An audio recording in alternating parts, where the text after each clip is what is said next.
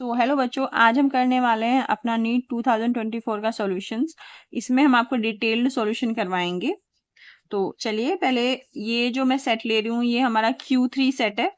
तो चलिए स्टार्ट करते हैं क्वेश्चन नंबर 1 से। इसमें यह है कि इधर आपको मॉलिक्यूल दिए हैं और आपको बताना है number of bond between carbon carbon atoms, और जो उनके बीच में बॉन्ड है उनका टाइप क्या है। तो आपके जो इधर मॉलिक्यूल्स हैं ethane, ethene, carbon molecule, ethyne. देखिए, इसमें साथ साथ सॉल्यूशन के साथ साथ हम आपको कुछ ट्रिक्स भी बताएंगे, जिससे आपको अगर थोड़ा कम भी पता है या कुछ भूल गए हैं तो आप थोड़ा सा ट्रिक लगा के आप उसको क्या कर सकते हैं, सोल्व कर सकते हैं। तो देखिए, इसमें मुझे मॉलिक्यूल्स दिए हैं इथेन, फिर दिया है इथीन, फिर है कार्बन मॉलिक्यूल यानी C2, एंड देन इथाइन। ठीक है जी। चलिए पहले इथेन का बना लेते हैं। इथेन का आपको पता है, इथेन का क्या होता है, C2H6 मॉलिक्यूलर फॉर्मूला। इसका होता है C2H4 और इथाइन का होता है C2H2। बहुत ही बेसिक क्वेश्चन है ये। तो देखिए, C2 और H कितने हैं, 6। तो H H H H H and H, ये हो गया आपका C2H6 का स्ट्रक्चर। फिर अगर आप इथीन का करें तो इसमें इन है, इन का मतलब क्या होता है, डबल बॉन्ड। तो C double bond C, H H H H, C2 आपका ये हो गया। और आपका इथाइन हो गया, इथाइन Y यानी का मतलब क्या होता है, ट्रिपल बॉन्ड, यानी कि C triple bond C, H and H, ये आपका स्ट्रक्चर हो गया। अब आपको बताना है कार्बन कार्बन के बीच क्या है, कितने बॉन्ड्स हैं। तो अगर आप कार्बन कार्बन के बीच बॉन्ड्स देखें तो ये वाला देखिए कितना बॉन्ड है, सिर्फ एक, क्या है, सिर्फ एक सिग्मा बॉन्ड है। तो 1 सिग्मा बॉन्ड। आपको पता है अगर सिंगल होता है तो सिग्मा बॉन्ड होता है, और नीचे वाला सिग्मा बॉन्ड होता है, बाकी ऊपर वाले पाई बॉन्ड होते हैं। इसमें अगर आप देखें तो एक सिग्मा हो गया, इसका मतलब एक सिग्मा बॉन्ड हो गया, और एक हो गया आपका पाई बॉन्ड। ये जो ऊपर वाला बॉन्ड है ये हो गया आपका पाई बॉन्ड। इसमें दो बॉन्ड है, इसको अभी हम एमओटी की हेल्प से करेंगे, एमओटी की हेल्प से, क्योंकि इसमें दोनों पाई बॉन्ड है, ये 2 पाई बॉन्ड। इसमें अगर आप आ जाए तो ये आपका सिग्मा बॉन्ड हुआ, एक हुआ आपका सिग्मा बॉन्ड, और ऊपर के बाकी के दो हुए आपके पाई बॉन्ड। अब इसको हम एमओटी की हेल्प से करेंगे। देखिए, आपके एनसीईआरटी में क्लास 11th के अगर आप पेज नंबर, एनसीईआरटी में क्लास 11th के पेज नंबर 129 पे देखें तो जो B2C2 एंड N2 मॉलिक्यूल हैं, B2C2 एंड N2 मॉलिक्यूल्स हैं, इनके लिए एनर्जी लेवल दिया गया है एमओटी की हेल्प से। और वो एनर्जी लेवल क्या है, वो एनर्जी है, एनर्जी ऑर्डर क्या है, sigma 1s, then sigma 1s star, फिर sigma 2s, then sigma 2s star. उसके बाद आपका आएगा पाई 2px, पाई 2py। उसके बाद आपका आएगा सिग्मा 2pz, देन आपका आएगा pi star 2px, pi star 2py, और आपका एंड में आएगा सिग्मा स्टार 2pz। यानी इनके केस में सिग्मा स्टार 2pz की जो एनर्जी होगी वो सबसे ज्यादा होगी। तो चलिए अब हम इनको फिल करते हैं। आपको पता है जो C2 मॉलिक्यूल है इसमें टोटल नंबर ऑफ इलेक्ट्रॉन्स कितने हैं, टोटल नंबर ऑफ इलेक्ट्रॉन्स इसमें है 12, क्योंकि देखिए एक कार्बन में होता है 6, तो दो कार्बन में कितना होगा, C2 में कितने होंगे, 12। तो आप जब इनको फिल करेंगे तो ऐसे फिल करेंगे 2 to 4 to 6 to 8, और फिर इनमें एक एक फिल करते हैं हम। आपको पता है कि कितने होगा, 8 होगा, 8 9 10 11 12, तो मैं इनको 2 2 ही लिख लूंगी। तो क्या हुए, 12 हो गए। अब देखिए, अब आपको पता है बॉन्ड ऑर्डर कैसे निकालते हैं एमओटी में? बॉन्ड ऑर्डर कैसे निकालते हैं? बॉन्ड ऑर्डर निकालते हैं N B minus N A divided by 2, B for bonding electrons and A for anti bonding electrons. अब बॉन्डिंग इलेक्ट्रॉन्स कितने हैं आप इधर देख लेंगे, बॉन्डिंग इलेक्ट्रॉन्स है 2 4 6 8 और एंटी बॉन्डिंग कितने 2 4 डिवाइड बाय 2, ये हो जाएगा 4/2, यानी कि 2 बॉन्ड्स प्रेजेंट है बिटवीन 2 कार्बन एटम्स। अब आप देखिए, अब ये जो दो आपके बॉन्ड है, मैं कह रही हूँ कि दोनों पाई बॉन्ड्स, ऐसा क्यों? देखिए, जब आप सिग्मा 1s में भी 2 इलेक्ट्रॉन है, सिग्मा 1 स्टार में भी 2 इलेक्ट्रॉन है। एक कंस्ट्रक्टिव, देख जो बॉन्डिंग ऑर्बिटल होता है आप कंस्ट्रक्टिव ऑर्बिटल बोलते हैं और एंटी बॉन्डिंग को बोलते हैं डिस्ट्रक्टिव ऑर्बिटल्स। तो जब ये दोनों मैच करेंगे तो एक दूसरे को कैंसिल आउट कर देंगे, यानी कि यहाँ पे कोई बॉन्ड फॉर्मेशन इनकी वजह से नहीं होगा। फिर इसी तरह सिग्मा 2s में होगा और सिग्मा स्टार 2s, तो ये भी एक दूसरे को कैंसिल आउट कर देंगे, बचेंगे आपके पाई 2px पाई 2py। इसमें 2 इलेक्ट्रॉन है, इसमें 2 इलेक्ट्रॉन है, ये कैंसिल आउट नहीं होंगे क्योंकि इनका जो एंटी बॉन्डिंग वाले ऑर्बिटल्स है उसमें कोई भी इलेक्ट्रॉन्स नहीं है। सिंस इसमें कोई भी इलेक्ट्रॉन नहीं है, जो बाकी के 4 इलेक्ट्रॉन है लास्ट, वो आपके पाई ऑर्बिटल्स में है। इसीलिए जो आपका सी डबल बॉन्ड सी है, इसमें जो ये 2 इलेक्ट्रॉन्स आपके, सॉरी जो ये 2 बॉन्ड्स आपके हैं, दोनों बॉन्ड्स कैसे हैं? दोनों आपके पाई बॉन्ड्स हैं। तो अगर आप अपना देखेंगे इसमें, तो देखिए इथेन में कितना है हमारा, इथेन में हमारा 1 सिग्मा बॉन्ड था तो इसका 3 से मैच कर दिया। इथेन में 1 सिग्मा बॉन्ड 1 पाई बॉन्ड था, इसे मैच कर दिया। कार्बन में 2 पाई बॉन्ड्स थे और इथाइन में 1 सिग्मा बॉन्ड था, 2 पाई बॉन्ड थे। अब सपोज मैं कार्बन का भूल गई या मुझे एमओटी याद नहीं रहा, एग्जामिनेशन हॉल में प्रेशर बहुत रहता है, तो आप कैसे करेंगे? देखिए, ए का फर्स्ट एंड फोर्थ तो नहीं हो सकता, ये तो हमें पता ही है, क्योंकि हमें तो पता है उसमें सिर्फ 1 सिग्मा बॉन्ड है, वो तो हमारा एकदम क्लियर है, बहुत इजी ही मॉलिक्यूल है। तो ए का मुझे 3 बिल्कुल कंफर्म है, तो 3 या 4th में से कोई आंसर होगा। बी का यानी इथीन का 1 sigma bond and 1 pi bond, ये भी बिल्कुल कंफर्म है और दोनों में पहले 2 ऑप्शन बिल्कुल सेम है। अब सी में कंफ्यूजन है मुझे, लेकिन डी में तो कंफ्यूजन नहीं है ना। डी का मेरा क्या है? 1 sigma bond and 2 pi bonds, तो 1 sigma bond and 2 pi bonds, D का क्या बैठा है? फर्स्ट। ये तीनों मुझे कंफर्म है, यानी किसी का निश्चय ही जो ऑप्शन होगा वो क्या होगा? 2 होगा। तो इस तरह से आप थोड़ी सी रीजनिंग लगा के, अगर आपको कोई चीज याद भी नहीं आ रही है तो आप एग्जामिनेशन हॉल में सोल्व कर सकते हैं। चलिए नेक्स्ट क्वेश्चन पे चलते हैं। देखिए, जो ये क्वेश्चन है इसमें थोड़ा सा घुमा के पूछ लिया, ठीक है जी, तो आपको ये समझना है, ये भी आपके एनसीईआरटी में सब मेंशन है, थ्योरी में सॉल्यूशन चैप्टर का है ये। द हेनरीज लॉ कांस्टेंट, इसमें जो हेनरी लॉ कांस्टेंट है उसकी वैल्यू दी है, किसके लिए दी है? 3 गैसेस के लिए दी है, और 3 गैसेस आपकी है ए बी एंड सी, और वाटर में दी है। ये गैसेस किस में है? वाटर में है। और इनके KH की वैल्यू क्या है? यानी हेनरीज लॉ कांस्टेंट की वैल्यू 145, 2 × 10⁻⁻5 एंड 35 किलो बार। देखिए जो किलो बार है ना, ये तीनों के लिए सेम है, यानी कि ये 145 किलो बार है, 2 × 10⁻5 किलो बार है, ये 35 किलो बार है। इन गैसेस की सोल्युबिलिटी वाटर में कैसे फॉलो होगी? ठीक है जी, तो देखिए ये कैसे होगी। तो इसको करने के लिए सबसे पहले तो मुझे हेनरी लॉ ही पता होना चाहिए कि हेनरी लॉ कहता क्या है। हेनरी लॉ कहता है कि कोई भी किसी भी गैस की सॉल्युबिलिटी को अगर आपको किसी लिक्विड में चेक करना है, तो वो जो गैस की सॉल्युबिलिटी है वो प्रोपोर्शनल होगी partial pressure of the gas present above the liquid. ये हेनरी लॉ कहता है। तो हेनरी लॉ कहता है कि solubility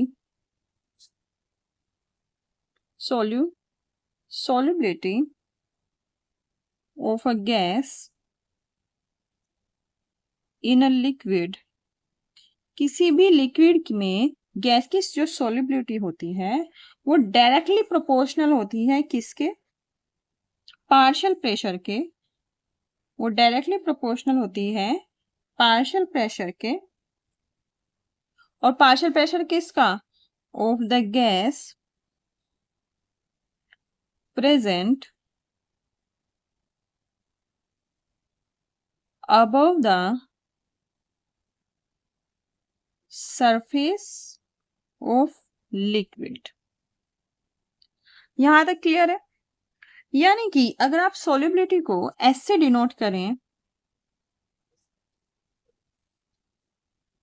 अगर आप सॉल्युबिलिटी को एस से डिनोट करें तो ये डायरेक्टली प्रोपोर्शनल होगी partial pressure of the gas present above the surface of the liquid. अब इसने कहा कि अगर हम मोल फ्रैक्शन को यूज करें, जो गैस का मोल फ्रैक्शन है उसको यूज करें किसमें, सॉल्यूशन में, और गैस का मोल फ्रैक्शन कैसे यूज करें, उसकी सॉल्युबिलिटी को मेजर करने के लिए। ठीक है, यानी कि मोल फ्रैक्शन को क्या कैसे यूज करेंगे, उसकी सॉल्युबिलिटी मेजर करने के लिए। तो जो मोल फ्रैक्शन है, तो मोल फ्रैक्शन, सॉल्युबिलिटी की जगह मैं मोल फ्रैक्शन लिख लूंगी, तो मोल फ्रैक्शन को मैंने x से डिनोट किया, तो x प्रोपोर्शनल होगा p के। ठीक है जी, या फिर p प्रोपोर्शनल होगा x के, कैसे भी लिख लो, x प्रोपोर्शनल p या p प्रोपोर्शनल x, या फिर p इज इक्वल टू होगा KH(x). ठीक है जी, और x को मैंने क्या लिया है, मोल फ्रैक्शन, और उसने कहा था कि हम सॉल्युबिलिटी को किसकी टर्म्स में डिनोट करें, मोल फ्रैक्शन के, तो मैं x की जगह s भी लिख सकती हूँ। ये मेरी टर्म आ गई, यानी कि जो आपकी सॉल्युबिलिटी आई वो आई पार्शियल प्रेशर अपॉन KH, यानी कि जो सॉल्युबिलिटी आई वो हुई इनवर्सली प्रोपोर्शनल ऑफ KH, क्योंकि हमें KH की ही वैल्यू दी है, यानी कि जितनी ज्यादा KH की वैल्यू होगी उतनी ही कम सॉल्युबिलिटी होगी। अब देखिए क्वेश्चन हमारा इजी हो गया यहीं से। देखिए ABC की सॉल्युबिलिटी ये दी हुई है, सॉरी ABC के लिए KH की वैल्यू ये दी हुई है। सबसे ज्यादा कौन सा है, 145, यानी A की वैल्यू सबसे ज्यादा है 145 किलो बार। तो A की वैल्यू सबसे ज्यादा है, A में A की वैल्यू KH की वैल्यू A के लिए सबसे ज्यादा है, तो इसका मतलब इसकी सॉल्युबिलिटी सबसे कम होगी, यही तो मैंने निकाला अभी। Solubility inversely proportional of KH की वैल्यू जितनी ज्यादा होगी सॉल्युबिलिटी उतनी कम होगी, और KH की वैल्यू A के लिए सबसे ज्यादा है तो A की सॉल्युबिलिटी कम है, यानी कि A सबसे कम होगा। उसके बाद आप देखिए C की ज्यादा है 35 किलो बार। देखिए 1 किलो बार में कितने बार होते हैं, 1 किलो बार में कितने बार होते हैं, 1 इंटू 10⁻³ बार। ओके, उसके बाद A की होगी, तो उसके बाद C की होगी, तो A की सॉल्युबिलिटी सबसे कम होगी, फिर C की होगी, और सिंस B की KH की वैल्यू सबसे कम है, दैट इज वाई B की आपकी सॉल्युबिलिटी क्या होगी, सबसे ज्यादा होगी। इसमें जो ये ऑप्शन मैच कर रहा है, इसमें ऑप्शन मैच कर रहा है B। ठीक है जी, आई होप आपको ये अच्छे से समझ में आ गया होगा। चलिए अगले क्वेश्चन पे चलते हैं। अगला है क्वेश्चन नंबर 53।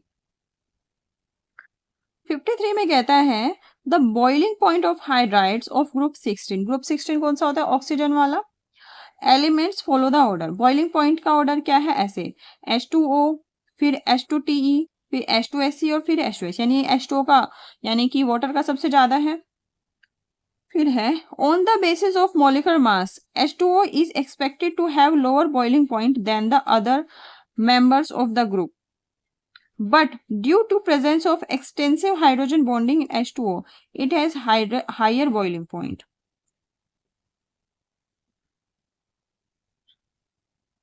तो ये स्टेटमेंट बिल्कुल सही है। देखिए स्टेटमेंट 1 भी सही है, स्टेटमेंट 2 भी सही है। देखिए इसका, देखिए मैं आपको एक सिंपल सा रीजन बताऊं। अगर आप डेटा की टर्म्स में देखें,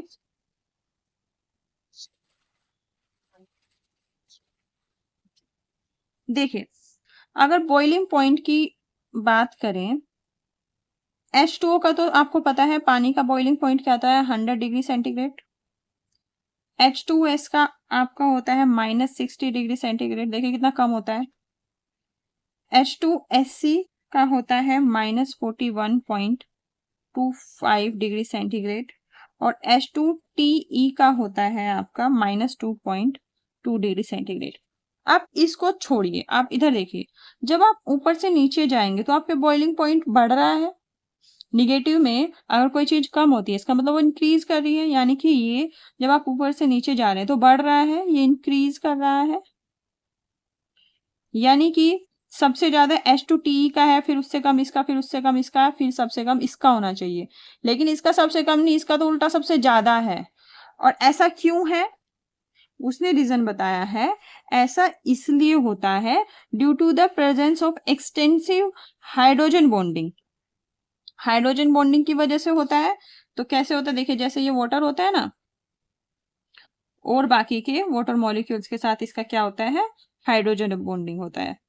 हाइड्रोजन बॉन्डिंग क्या होता है, हाइड्रोजन का फोन, आप ऐसे फोन याद कीजिए, फोन से, यानी फ्लोरीन ऑक्सीजन नाइट्रोजन, इनके साथ जब कोई मॉलिक्यूल होता, क्या मतलब जो ग्रुप होता है, तो उनमें क्या होता है, हाइड्रोजन बॉन्डिंग होती है। जैसे HF में हाइड्रोजन बॉन्डिंग मिलती है, H2O में मिलती है, NH3 में मिलती है, ठीक है जी।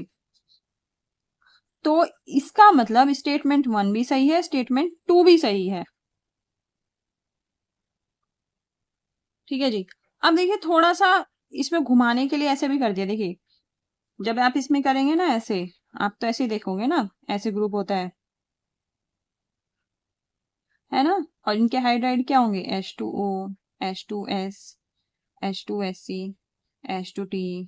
इनका बिल्कुल सही दिया हुआ है, देखो सबसे पहले H2O का होता है, फिर उसके बाद H2E का, फिर H2SC का, फिर H2S। तो आपको ऐसे थोड़ी थोड़ी सी बातें याद रखनी है, और ये चीजें इजी लगती है, बट एग्जामिनेशन हॉल में ये बहुत कंफ्यूज कर देती हैं। तो आपको कंफ्यूजन ना हो, इसलिए आपको प्रीवियस ईयर पेपर्स करना बहुत जरूरी है। तो चलिए 53 का option number 1 is the correct answer. चलिए अगले क्वेश्चन पे चलते हैं। क्वेश्चन नंबर 54 में है कि जो आपको ये 4 ऑप्शन दिए हुए हैं, इसमें से किस में इंट्रामोलिकुलर हाइड्रोजन बॉन्डिंग प्रेजेंट है।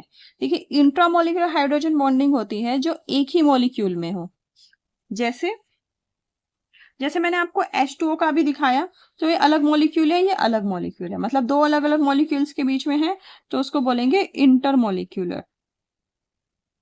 और जब सेम मॉलिक्यूल में होता है, एक ही मॉलिक्यूल में होता है, उसको बोलते हैं इंट्रामोलिक्यूलर। अब आप पहले वाले को देखिए,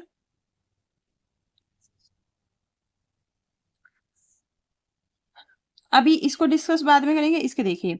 तो आपको देखना है ऑर्थो पैरामेटा, तो ये इसके मेटा पोजीशन पे है, नाइट्रेट के मेटा पोजीशन पे आपको OH ग्रुप है, तो ये इसमें हाइड्रोजन बॉन्डिंग नहीं हो सकती इंट्रामोलिकुलर, क्योंकि इंट्रामोलिकुलर हाइड्रोजन बॉन्डिंग के लिए ग्रुप को कहाँ प्रेजेंट होना चाहिए, ऑर्थो पोजीशन पे प्रेजेंट होना चाहिए, यानी कि या तो यहाँ पे या फिर यहाँ पे। फिर इसमें देखिए ऑर्थो मेटा, इसमें मेटा पोजीशन पे है, तो इसमें भी नहीं हो सकती, मतलब एक दूसरे के नजदीक होना चाहिए, तभी तो इंट्रामोलिकुलर हाइड्रोजन बॉन्डिंग होगी। HF का तो पता ही है कि अलग अलग मॉलिक्यूल्स में होता है। तो आपका बचा कौन सा, फर्स्ट वाला। देखिए इसमें कैसे होगी, इसमें होगी, आप स्ट्रक्चर बना के देख सकते हैं, ऐसे स्ट्रक्चर ऐसे बना के दिया है कि आपको पता ना चले, ऐसे आप ये OH ऐसे लिखेंगे, और यहाँ पे जो ये वाला ग्रुप है इसको ऐसे लिखेंगे, ये इसका स्ट्रक्चर होता है।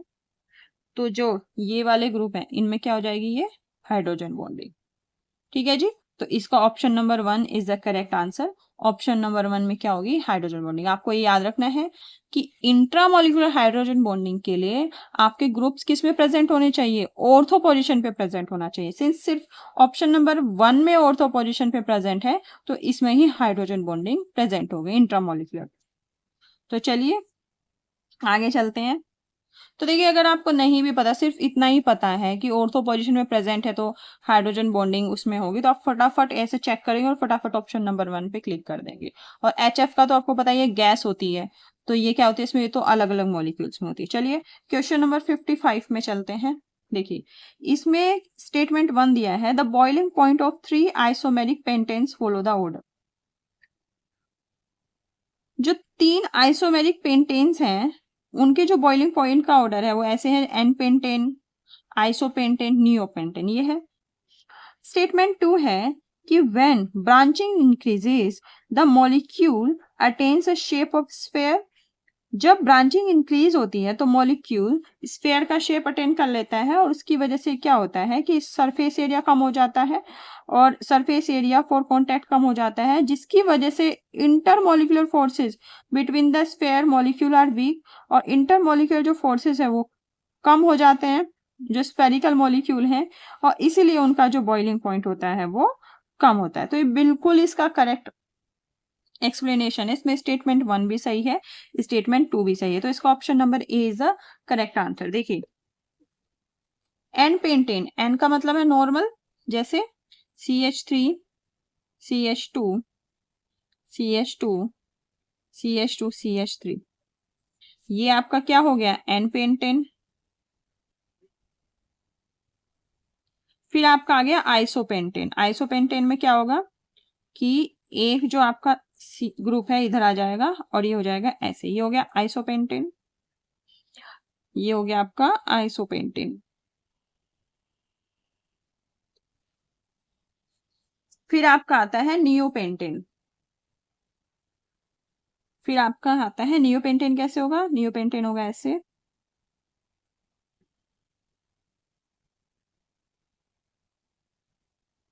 ये आपका होगा नियोपेंटेन। देखिए आप देख रहे हैं कि जैसे जैसे ब्रांचिंग इंक्रीज हो रही है, इसमें कोई ब्रांच नहीं है, इसमें एक ब्रांच आई, इसमें और ब्रांचेज आए, जैसे जैसे ब्रांचेज इंक्रीज हो रही है इसका क्या हो रहा है, सरफेस एरिया कम हो रहा है, ये स्पेरिकल होता जा रहा है, मतलब इस टाइप का होता जा रहा है। देखिए जब ये मॉलिक्यूल्स एक दूसरे से इंटरेक्ट करेंगे इस टाइप के, तो बहुत इजीली इंटरेक्ट कर सकते हैं। जैसे ये है, मैं इसमें कार्बन नहीं मेंशन, वो सॉरी हाइड्रोजन नहीं मेंशन कर रही हूँ, तो इसमें ये बहुत इजीली ऐसे कनेक्ट कर सकते हैं, तो इंटरमोलिक्यूल फोर्स इजीली इनमें हो जाएगा ऐसे, तो इसलिए इसका बॉइलिंग पॉइंट ज्यादा होगा। जबकि आप इसमें करेंगे ब्रांचिंग वाले में, जब इसमें करेंगे तो अगर ऐसे होगा, सपोज ऐसे है, तो ये यहीं तक पहुंच पाएगा, इसका जो फोर्स है वो वीक हो जाएगा, देखो यहां से। अब आप कहेंगे ऐसे उल्टा भी तो हो सकता है, ऐसे भी तो हो सकता है, ऐसे, है ना, तो आपका ऐसे कनेक्ट कर जाएगा ये, सपोज ये यहाँ पे है, ऐसे भी तो हो सकता है ऐसे, लेकिन इसमें इसमें कनेक्शन नहीं बैठेगा, मतलब इसका कनेक्शन इतना। तो अब आप देखेंगे नियोपेंटेन के केस में तो और गड़बड़ हो जाएगी। नियोपेंटेन के केस में क्या होगा, ये नियोपेंटेन है, दूसरा मॉलिक्यूल इसी से कनेक्ट कर पाएगा ऐसे, और इसके जो फोर्स हैं और वीक हो जाएंगे।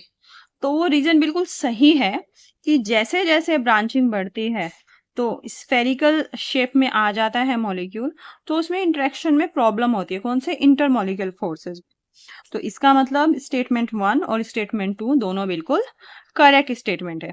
चलिए क्वेश्चन नंबर 56 पे चलते हैं।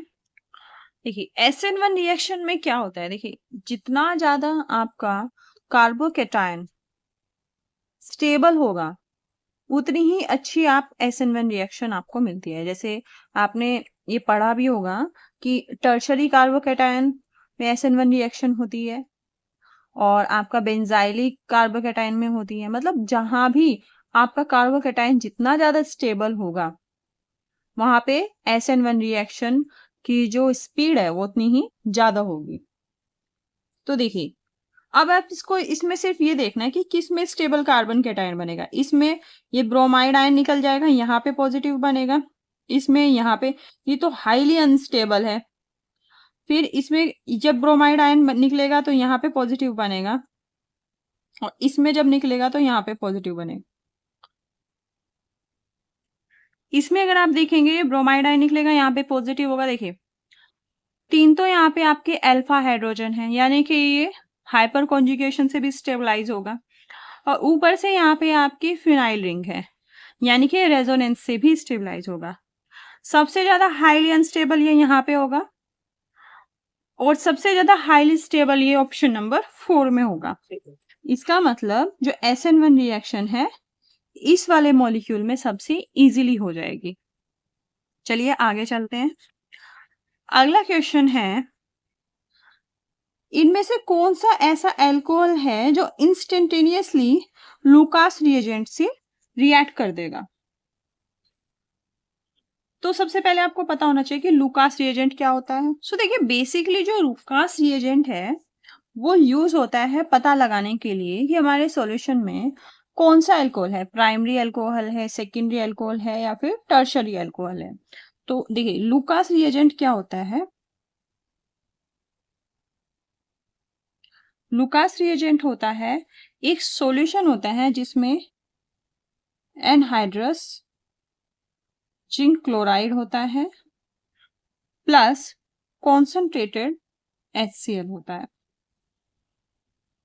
और इस सॉल्यूशन को हम यूज करते हैं क्लासिफाई करने के लिए primary, secondary and tertiary alcohol को। देखिए जब हम आप रिएक्ट करवाएंगे आपका, तो पॉजिटिव टेस्ट देखिए, जब प्राइमरी अल्कोहल के साथ, सपोज मेरा सॉल्यूशन में प्राइमरी अल्कोहल है और मैंने उसमें लुकास रिएजेंट डाल दिया,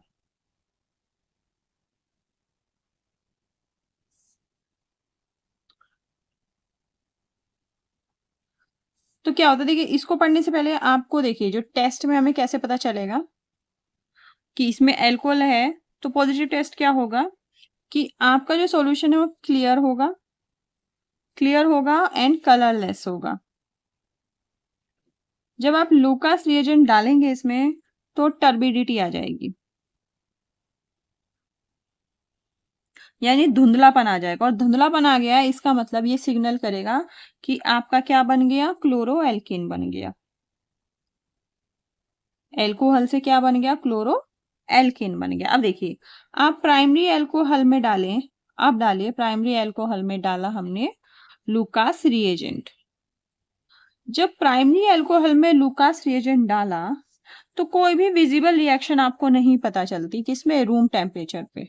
no visible reaction, no visible reaction at room temperature. वो जो ऑयली लेयर है, जो फॉर्म होती है, वो कब फॉर्म होती है, जब आप उसको हीट करते हैं। Oily layer formation on heating. जब ऑयली लेयर फॉर्म हो जाती है उसका मतलब होता है कि आपका क्लोरोएल्किन बन गया है। अब देखिए, अब जब आप सेकेंडरी अल्कोहल यूज करेंगे तो ऑयली लेयर कितनी देर में बन जाती है और टर्बिडिटी कितनी देर में आ जाती है, ये आ जाती है आपके 3 to 5 मिनट्स में। लेकिन जब आप टर्शरी अल्कोहल यूज करते हैं तो आपको इमीडिएटली आपकी क्या बन जाती है, टर्बिडिटी बन जाती है, या फिर ऑयली लेयर आपको फॉर्म हो जाती है, कहाँ पे, सॉल्यूशन के ऊपर। तो इसमें देखिए, इसमें उसने पूछा है इमीडिएटली, इंस्टेंटेनियसली कौन सा सबसे ज्यादा देगा, तो टर्शरी अल्कोहल देगा। देखिए ये तो प्राइमरी अल्कोहल है, ये आपका कैसा है, ये आपका सेकेंडरी अल्कोहल है, ये प्राइमरी अल्कोहल है क्योंकि OH से सिर्फ एक कार्बन जुड़ा है, और यहाँ पे आप देखिए OH से कितने कार्बन जुड़े, OH वाले कार्बन से कितने जुड़े हैं, 3, तो ये आपका टर्शरी अल्कोहल है। तो ये ही इंस्टेंटेनियसली आपका क्या देगा, टेस्ट को पॉजिटिव टेस्ट देगा, कौन किसके साथ, लुकास रिएजेंट के साथ। प्राइमरी टर्शरी और प्राइमरी सेकेंडरी टर्शरी कैसे, देखिए कैसे पता चलेंगे, जैसे OH है जिस कार्बन से जुड़ा हुआ है, ये आगे भी एक ही कार्बन से जुड़ा हुआ है। अब इसमें देखिए जो OH है जिस कार्बन से जुड़ा, आगे 2 कार्बन से जुड़ा हुआ है, इसलिए ये क्या हो गया, सेकेंडरी अल्कोहल। ये जो OH के साथ जो कार्बन है आगे एक कार्बन से जुड़ा हुआ है, ठीक है, तो ये आपका प्राइमरी अल्कोहल हो गया। और ये वाला जो OH है, ये आगे कितने, जो इसके वाला कार्बन है, ये 3 कार्बन से जुड़ा हुआ है डायरेक्टली, तो इसका मतलब ये टर्शरी अल्कोहल हो गया। देखिए इसमें जुड़ा तो हुआ है लेकिन ये इनडायरेक्टली है, डायरेक्टली नहीं जुड़ा हुआ 2 कार्बन से, तो ऐसे इसमें कंफ्यूज नहीं होना है। चलिए आगे चलते हैं। क्वेश्चन नंबर 58 में 1 gram of sodium hydroxide was treated with 25 ml of 0.75 molar HCl solution, the mass of sodium hydroxide left unreacted is equal to. तो ये क्वेश्चन करते हैं। तो देखिए इसमें क्या करेंगे, देखिए सोडियम हाइड्रोक्साइड का जो आपको वेट है वो ग्राम में दिया हुआ है, यानी कि इसका आपको वेट दे दिया, मास दे दिया, और जबकि HCl का जो है आपको क्या दे दिया, आपको वॉल्यूम दे दिया। तो आपको जो ये HCl वाला चीज भी है ना, इसको आप किस में कन्वर्ट कर लीजिए, मास में कन्वर्ट कर लीजिए, तो हमें पता चल जाएगा कि सोडियम हाइड्रोक्साइड कितना लेफ्ट रह गया अनरिएक्टेड। तो इसके लिए देखिए हम क्या करेंगे, ये हमारा है क्वेश्चन नंबर 58। तो देखिए मोलैरिटी मुझे दी हुई है इसमें 0.75 मोलर HCl, और इसका जो वॉल्यूम है HCl का ये है 25 ml, और मेरा सोडियम हाइड्रोक्साइड जो मैंने यूज किया है इसमें, ये यूज किया है 1 ग्राम में, 1 ग्राम। तो मैं इसका मास निकालूंगी। देखिए मोलैरिटी क्या होती है, अब ये सॉल्यूशन ही है ना, मतलब पानी में ये सॉल्यूशन बना हुआ है, तो मोलैरिटी क्या होती है, मोलैरिटी होती है number of mole of solute divided by volume in litre, और सोल्यूट के नंबर ऑफ मोल क्या आते हैं, मास, नंबर ऑफ मोल्स क्या था, मास अपॉन मॉलिक्यूलर मास। ये सोल्यूट का है, यानी HCl यहाँ पे सोल्यूट है, और सॉल्यूशन सिर्फ सॉल्वेंट क्या है यहाँ पे, वाटर, और वॉल्यूम आपका हो गया, ये आपका लीटर में होता है। अब देखिए, अब मेरा जो क्वेश्चन है उसमें वॉल्यूम लीटर में नहीं है, उसमें वॉल्यूम कितना है, ml में। तो अगर ये चीज ml में दी हुई है, उसको लीटर में चेंज करने के लिए मैं क्या करूंगी, ऊपर 1000 से मल्टीप्लाई कर दूंगी। सपोज ये चीज ml में है, 1 ml में कितने लीटर, 1/1000, और 1000 ऊपर चला जाएगा, तो यानी कि मोलैरिटी आपकी हो गई, तो ये तो मोलैरिटी हो गई, और ये मोलिकुलर मास हो गया किसका, HCl। इसके नीचे मैं HCl लिख देती हूँ ताकि कंफ्यूजन ना हो, है ना, ऐसे। तो मोलैरिटी हो गई m into 1000 upon molecular mass of HCl into volume. अब यहाँ वॉल्यूम हम ml में लेंगे। अब मुझे चाहिए मास, यानी कि मैंने बोला ना कि आपको HCl का मास चाहिए NaOH के मास से रिएक्ट करने के लिए, तभी हम निकाल पाएंगे।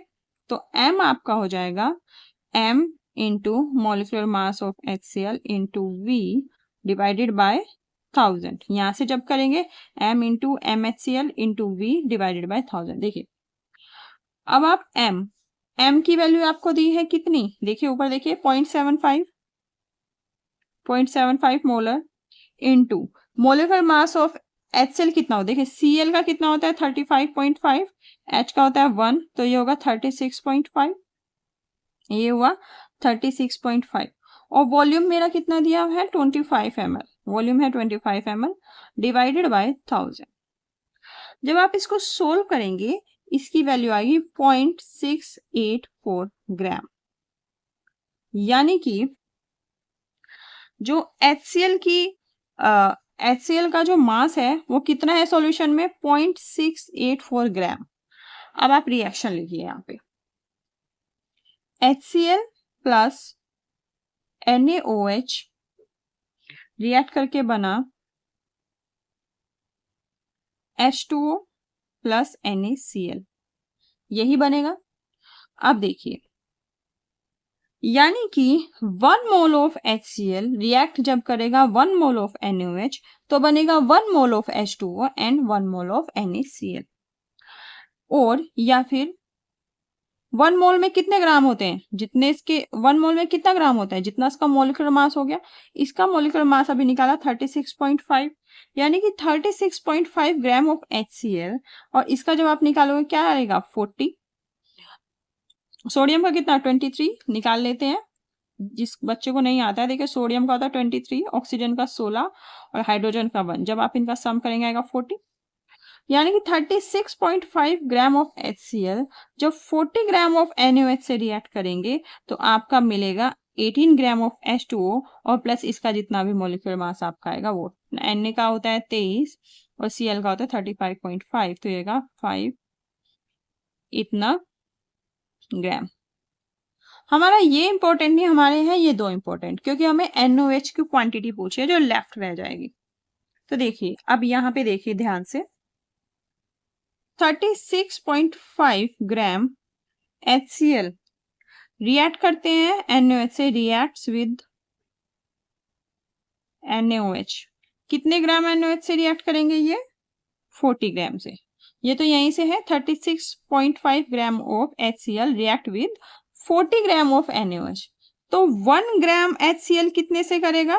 देखिए अगर आपको ज्यादा के लिए पता हो और 1 ग्राम के लिए हो तो ये चीज डिवाइड में चली जाती है इसके, तो 1 ग्राम ऑफ HCl कितने से रिएक्ट करेगा? 40/36.5 ग्राम। लेकिन मेरे पास है सॉल्यूशन में कितना इसका मास? 0.684। तो 0.684 ग्राम HCl कितने से रिएक्ट करेगा? ये करेगा 40/36.5 इंटू 0.684। ऐसे ही निकालते हैं। देखिए ज्यादा के लिए पता है, मैंने 1 के लिए निकाल लिया, 1 ग्राम के लिए। अगर आपको कोई भी चीज 1 के लिए पता हो, 1 ग्राम के लिए हो और ज्यादा के लिए निकालना हो तो आप उतने से ही मल्टीप्लाई कर देते हैं। 1 ग्राम का मुझे पता है, मुझे निकालना 0.684 का, तो मैं 0.684 से मल्टीप्लाई करूंगी और जब आप इसको सोल्व करोगे ये वैल्यू आपकी ऑलमोस्ट आएगी 0.750 ग्राम। तो पॉइंट मतलब 0.684 ग्राम HCl को कितना चाहिए? 0.750 ग्राम। लेकिन मैंने सॉल्यूशन में कितना डाला था? 1 ग्राम। सॉल्यूशन में तो मैंने 1 ग्राम डाला था, तो 1 कितना बचा? तो 1 ग्राम में से जब इसको सब्ट्रैक्ट कर देंगे तो NaOH उतना ही बचेगा, तो 1 माइनस 0.750। जब आप इसको घटाएंगे तो बचेगा 0.250 ग्राम। तो इसका आंसर आएगा आपका क्वेश्चन का, इसका आंसर आएगा 250 मिलीग्राम। देखिए मेरा आया ना 0.250 ग्राम आया ना, ये पॉइंट हटाऊंगी तो मेरा होगा 250 इंटू 10⁻³ ग्राम। और 1 मिलीग्राम में कितने ग्राम होते हैं? 10⁻³। तो 10⁻³ ग्राम की जगह मैं क्या लिख लूंगी? मिलीग्राम। ठीक है जी। तो आई होप आपको यहाँ पे अच्छे से समझ में आ गया हो। अब चलते हैं क्वेश्चन नंबर 59 में। क्वेश्चन नंबर 59 है, arrange the following elements in increasing order of first ionization energy. Sorry, तो ये बिल्कुल सिंपल क्वेश्चन है, ये आपका पीरियोडिसिटी चैप्टर में से है। देखिए जब हम पीरियड में, मतलब जब आप अपना पीरियोडिक टेबल देखते हैं और उसमें पीरियड में लेफ्ट टू राइट जाते हैं, ऐसे जाते हैं, तो लेफ्ट टू राइट जा रहे हैं, तो जो आपकी आयनाइजेशन एंथैल्पी है, जो आयनाइजेशन एंथैल्पी है वो इंक्रीज करती है। तो इसका मतलब जो आपकी फर्स्ट आयनाइजेशन एंथैल्पी है नाइट्रोजन के लिए सबसे ज्यादा होगी, फिर कार्बन के लिए, फिर बोरोन के लिए, फिर बेरिलियम के लिए, फिर लिथियम के लिए। तो इसका मतलब option number 2 is the correct answer. अब आपको बताना है कि इनमें सबसे ज्यादा स्टेबल कार्बोकेटाइन कौन सा है। देखिए इसमें हाइपर कॉन्जुगेशन लगेगा। हाइपर कॉन्जुगेशन कैसे आप निकालेंगे? जो कार्बोकेटाइन है देखिए किस जिसके पास जितने अल्फा हाइड्रोजन वो उतना ही ज्यादा स्टेबल। तो चलिए स्टार्ट करते हैं। इस वाले में देखिए ये पॉजिटिव है और पॉजिटिव के जस्ट बगल वाला अल्फा हाइड्रोजन होता है, तो यहाँ पे कार्बन होगा 1 2 3, एक वैलेंसी रह गई, हाइड्रोजन 1 है, तो इसका मतलब इसके पास एक हाइड्रोजन तो ये रहा। और यहाँ पे कितने हाइड्रोजन होंगे? 2। यहाँ पे CH2 होगा ना, इसका मतलब CH2, यहाँ पे 2, तो 3 अल्फा हाइड्रोजन है इसके पास। इसमें अगर आप देखेंगे ये तो बिल्कुल एकदम दिख रहा है, 3 और 2 5, इसमें कितने हुए? 5 अल्फा हाइड्रोजन। इसमें देखिए इसके पास इधर तो कुछ है नहीं, इधर देखिए इस वाले कार्बन के पास एक हाइड्रोजन होगा, देखिए एक तो बॉन्ड ये रहा कार्बन का, एक ये रहा, एक ये रहा, एक हाइड्रोजन होगा ना, तो इसके पास होगा 1 अल्फा हाइड्रोजन। अब इसमें देखिए 3 तो ये रहे, 3 2 यहाँ पे मिलेंगे इसको, 3 2 5 और 2 यहाँ पे, यहाँ हो गए 7 अल्फा हाइड्रोजन। तो अब बताइए कौन सा सबसे स्टेबल कार्बोकेटाइन होगा इसमें? इसमें जो सबसे स्टेबल कार्बोकेटाइन होगा वो होगा ऑप्शन नंबर 4। ठीक है जी।